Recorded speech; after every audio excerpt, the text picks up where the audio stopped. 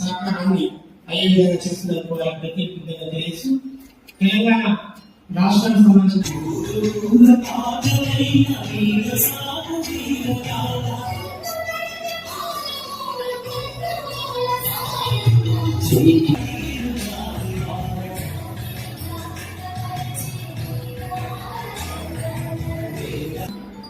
అభివృద్ధిలో జిల్లాను అగ్రగామిగా నిలపడం కోసం మనమందరం సమష్టి కృషి చేయాల్సిన అవసరం ఉంది.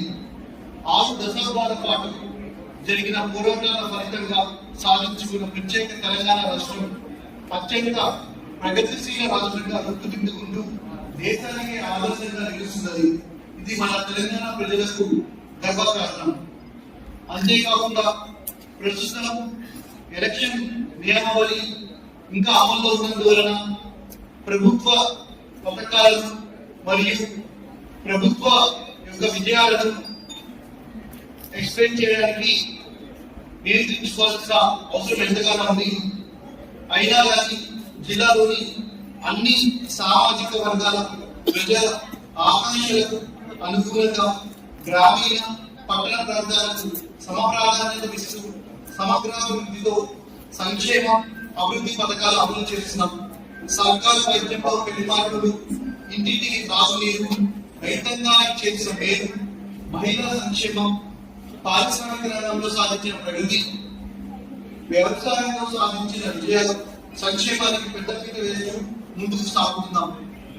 జిల్లాలో వచ్చే వర్షాకాలంలో సమృద్ధిగా వర్షాలు పడి పంటలు కలగలాడుతున్నారని, రైతులకు మంచి జరిగి ఆర్థికంగా పురోగతి సాధించాలని ఆకాంక్షిస్తున్నాను.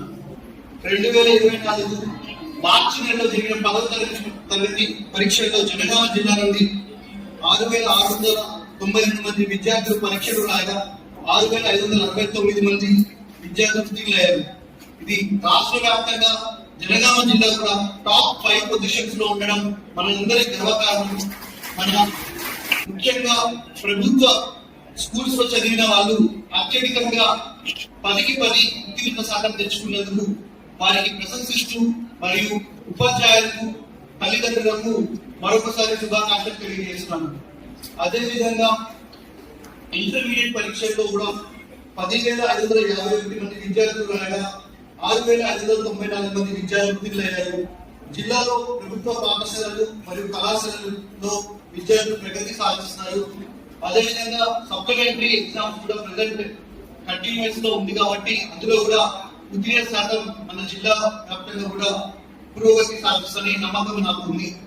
తెలంగాణ రాష్ట్ర అవతరణ ఉత్సవ వేదికలు జరుపుకుంటున్న ఈ శుభవేళ మీ అందరికీ మరొకసారి హృదయపూర్వక శుభాకాంక్షలు తెలియజేస్తూ